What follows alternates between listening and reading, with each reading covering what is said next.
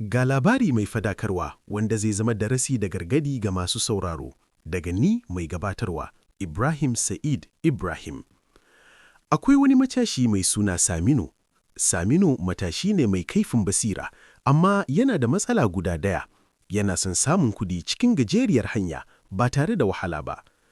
A kullum idan ya ga wasu matasa suna aiki tukuru a gona ko kasuwa, sai ya yi musu dariya ya ce, "Kuna wahala ne kawai, ni zan samu kuɗi cikin sauƙi." Wata rana sai wani mutum ya zo ƙauyen. Mutumin ya gaya wa Saminu cewa yana da wata hanya da zai sa ya samu kuɗi cikin sauri. Sai ya ce masa, "Ka bani kuɗin da kake da shi cikin kwana 3, zan ninka maka su sau 10." Saminu ya yi farin ciki sosai. Bai nemi shawarar kowa ba, bai tambayi wani ba, ya tattara duk kuɗin da ya tara tsawon lokaci ya ba mutumin. Sai mutumin ya tafi. Kwana 1 ya wuce, kwana 2 ya wuce, kwana 3 ya wuce, amma mutumin bai dawo ba. A nan ne Saminu ya gane cewa an yaudare shi. Ya zauna yana nadama yana cewa, "Da na saurari shawarar mutane, da ban shiga wannan matsala ba." Tun daga wannan rana, Saminu ya fara aiki tukuru kamar sauran matasa.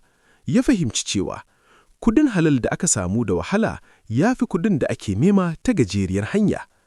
Darasi: kada a yarda da gajeriyar hanyar samun kudi. Duk abin da ya kamata da sauri sosai yawanci yana da hadari. Yin aiki tukur da gaskiya shine hanya mafi amince zuwa nasara. Sakon gargadi: duk wanda yake son samun nasara a rayuwa ya guji yaudara da gajeriyar hanya, domin yawanci suna kai mutum ne ga nadama.